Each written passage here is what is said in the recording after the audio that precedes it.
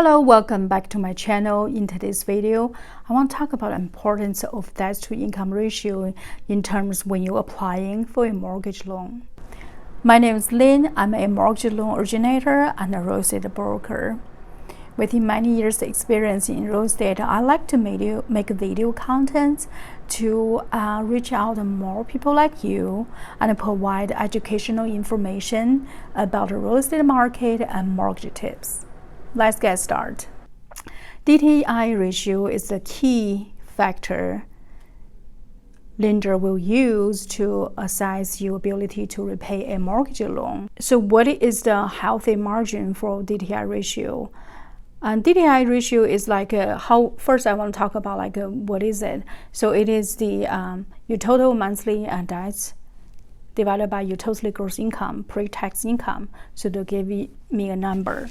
The number is in a percentage. For instance, if you have a $2,500 debts per month, your income is $5,000, that will give me 50%, right?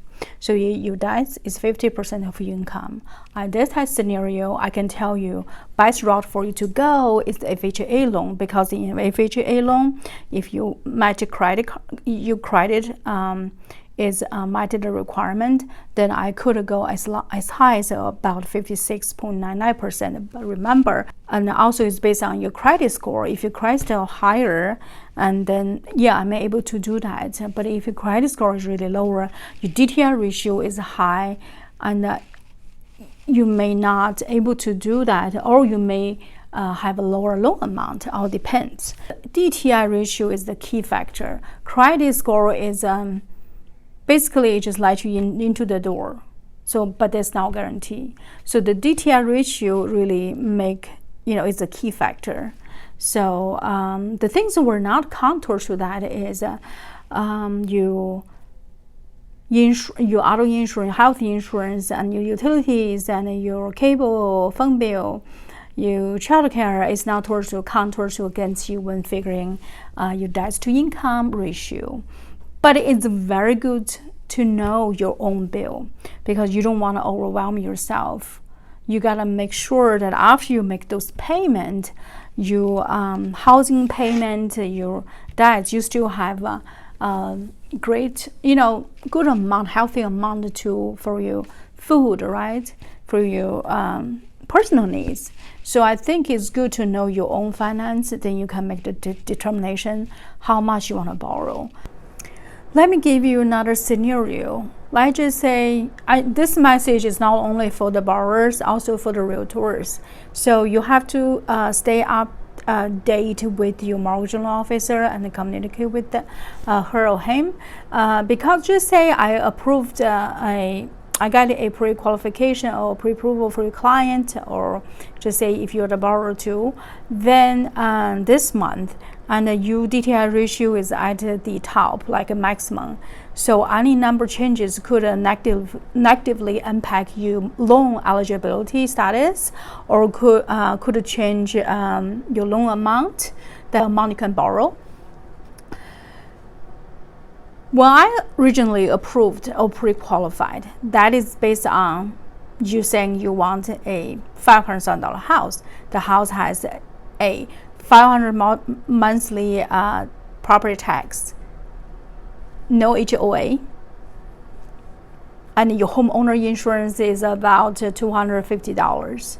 Then 2 months later, because the pre-qualification letter usually is good for 120 days, right, based on the last report we pulled.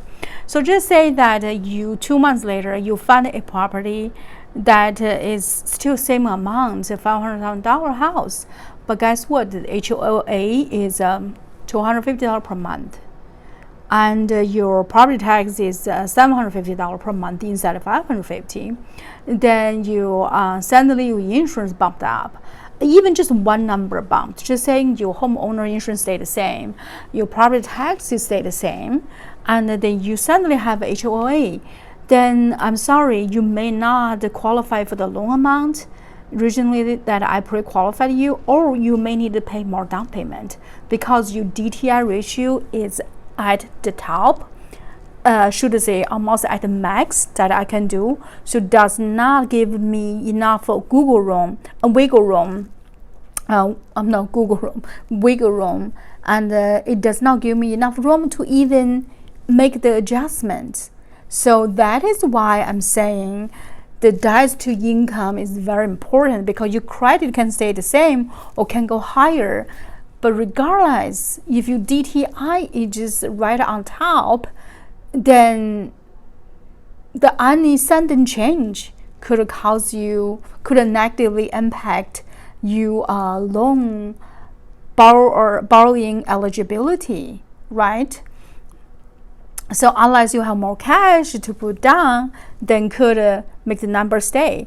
If you have a debt to income ratio at a health percentage, like just say 30%, 32%, or even 35%, or even 40% sometimes, if something changes, you have a higher HOA.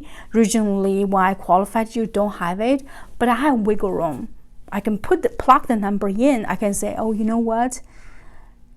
With the current condition, if you have a $250 per month HOA, I can still do it. Nothing need to be changed, because you regional DTI ratio, you are in a healthier margin than the person is maxed.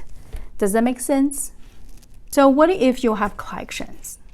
So if you have collections, don't panic, because you do not have to pay off the collections in order to be qualifying mortgage loan.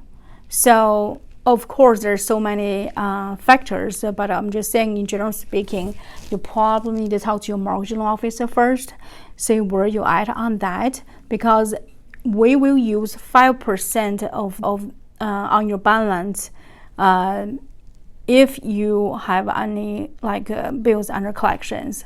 If you have $1,000, I don't know what bill, any bill under collections, we use 5% of that. Or you have student loan is under deferment, so don't worry about that either. It's not again, it's not deal breaker. It just tells us that we're going to use when you're doing FHA loan, we're going to use like 0.5% of the loan balance payment. So if you already have a fixed payment side, then we just use the actual number. So that's for student loan. I hope you enjoyed today's video. My goal is making more real estate and mortgage related content to all of you. Please subscribe and share it and like my video, so many people like you can receive those type of valuable content. Thank you. See you in next video. Leave a comment and with any topics you like to talk about, and I will make video just for you.